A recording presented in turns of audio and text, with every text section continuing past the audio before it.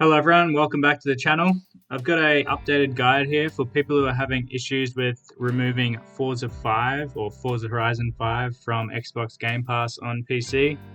So I done a recent guide a while back and it was about getting rid of games that got stuck and the space stayed on the drive, but for some reason Forza doesn't adhere to those rules, so you need to follow a little bit of a different process.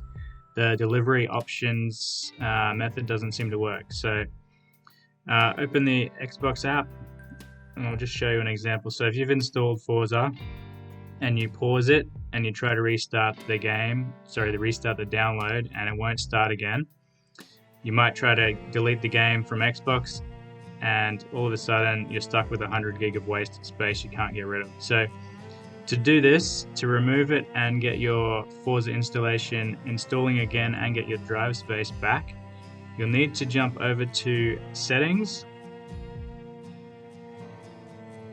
Then once Settings loads, go to Apps, Installed Apps, and find the Microsoft Store. This is Windows 11, so it looks a bit different, but the process is the same for Windows 10. Okay, so once you're in Installed Apps, go down and find the Microsoft Store. Click the dots next to it and go to Advanced Options. Once you've got to that page, go down to Reset and you'll see two options. Here for the Microsoft Store, click Reset and it'll basically wipe the Microsoft Store back to factory installation. So there'll be nothing on there, you'll need to re-sign in. Once you've done that, jump back out to Installed Apps, go down to the Xbox app, click the dots, go to Advanced Options, scroll down, and this time click Repair.